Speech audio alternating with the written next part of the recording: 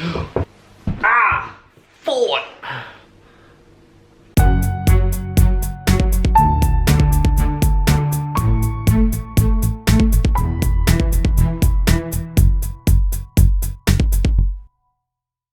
Hi, my name is Danny, and welcome to my brand new series called First Play, where I play some board games for the first time and give you my very first impressions of them. Today we're looking at a board game called Fort. As always, if you really like this channel and really want to support Board Game Sanctuary, please check out my Patreon, link in the description box below. Fort is a deck building game where each player has their own little board and they've got a little pack of items where they can store things like toys and pizza, and players are essentially using those resources to convert them into a way to upgrade their fort levels. And there's 5 fort levels that appear on each player's board, as you can see on this chart. So this is where the stuff goes, your toys and your pizza.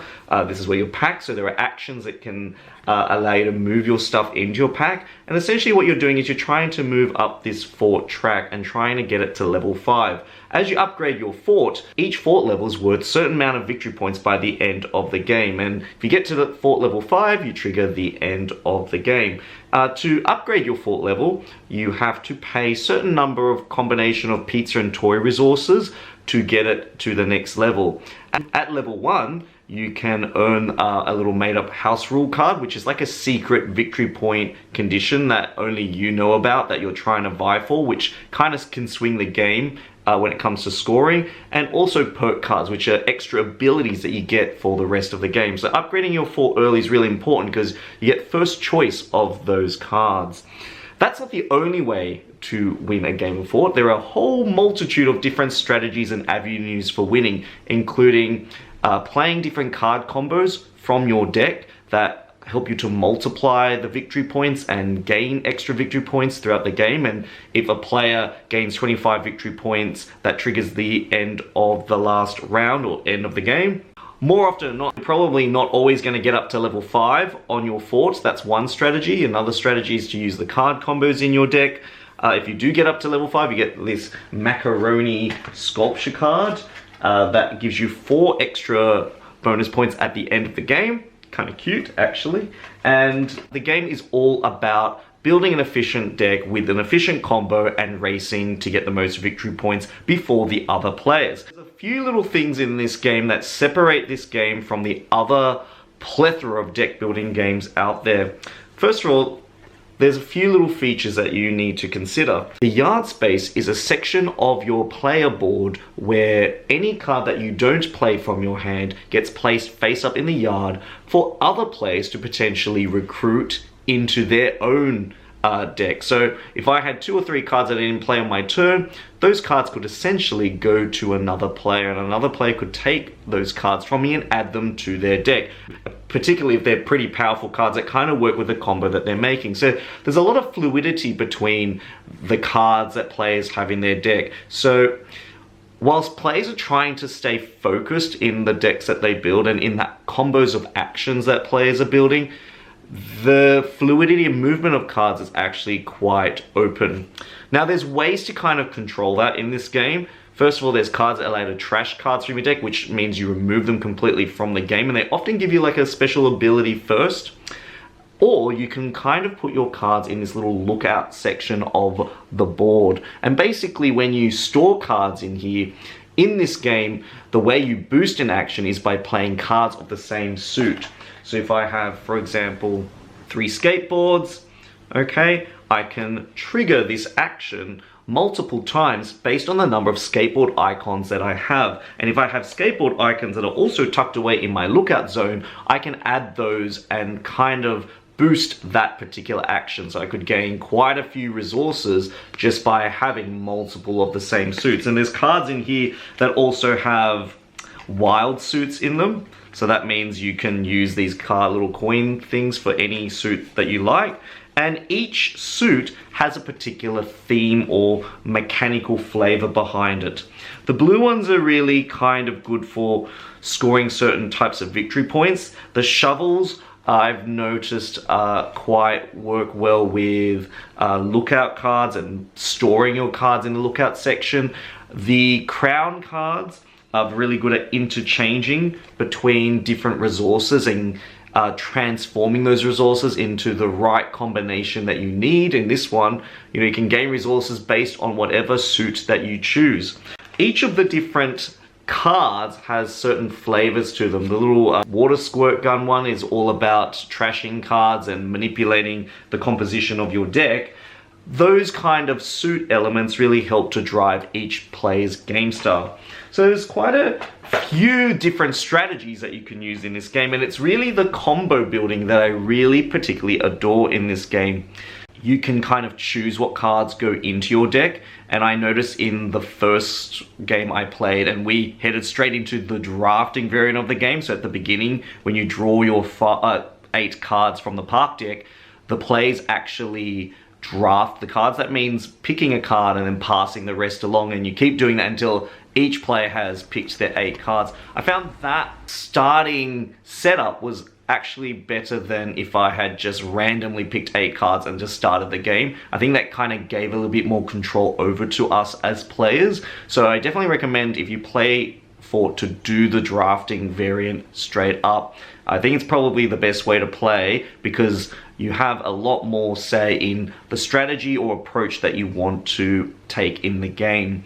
I really like the public and private actions that are featured in the game. So each card has 2 sections. So private action is one that only the active player playing the card can take. So if I was playing this skateboard card, only I could take that action. And then afterwards, any other player can discard a skateboard icon card to then use the public action once, so that they can also gain a benefit. It's kind of this leader-follower effect, and I think thematically it's like I'm the leader of the group of kids in my little yard of the neighborhood, and the other kids are kind of following me, and when it's your turn, other players can kind of borrow those actions from you. So you kind of presented with this dilemma of whether you should play a card to reap the benefit personally, or whether to not play a card because you don't want other people to reap that benefit. There's that kind of swaying and throwing that I think is really, really interesting. I quite like it, and it really reminds you of Race for the Galaxy, where certain actions are played face up. Everyone gets to take those actions, but only the player who played that action card gets to get the bonus effect that goes with that action. So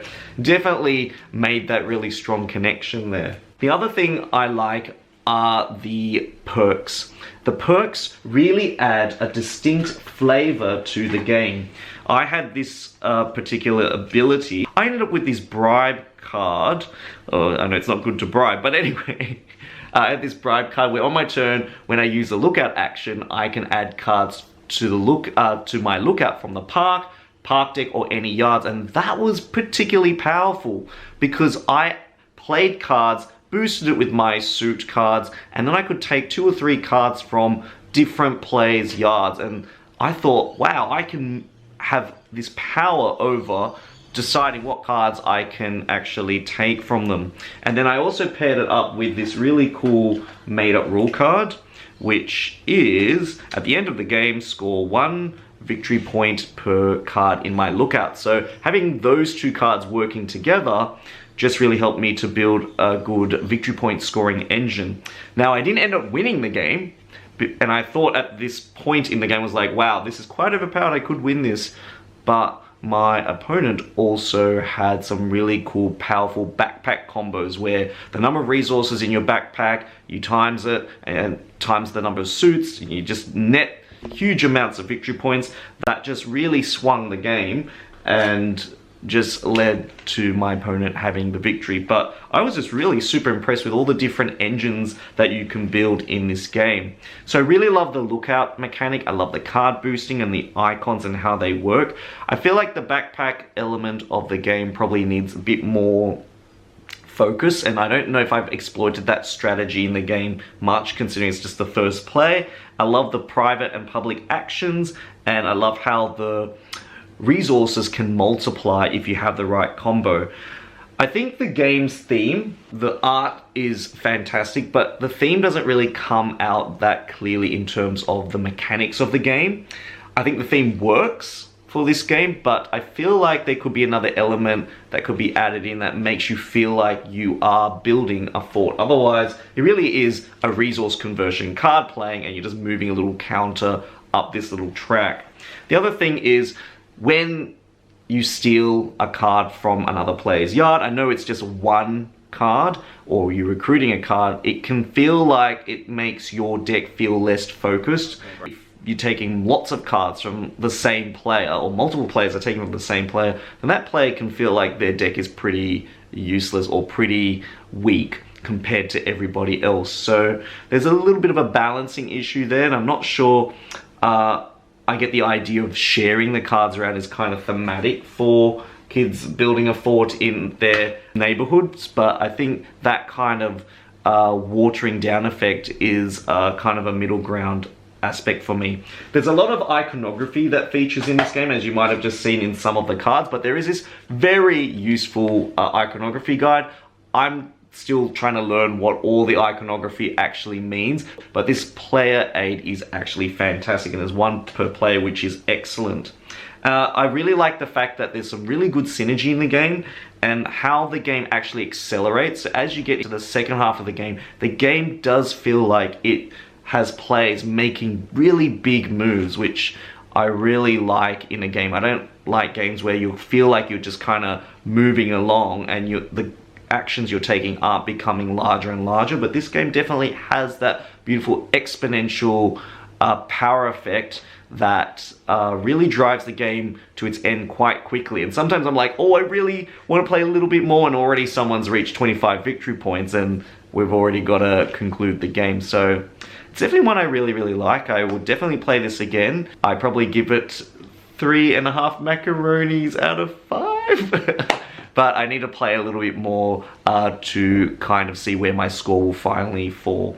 Thank you once again for joining me for another first play video from Board Game Sanctuary. If you really like this video, please make sure you subscribe for more future videos. Please remember to visit my Patreon page. Every bit of support helps this channel to grow and the community to grow, and I really, really appreciate your support and your viewership.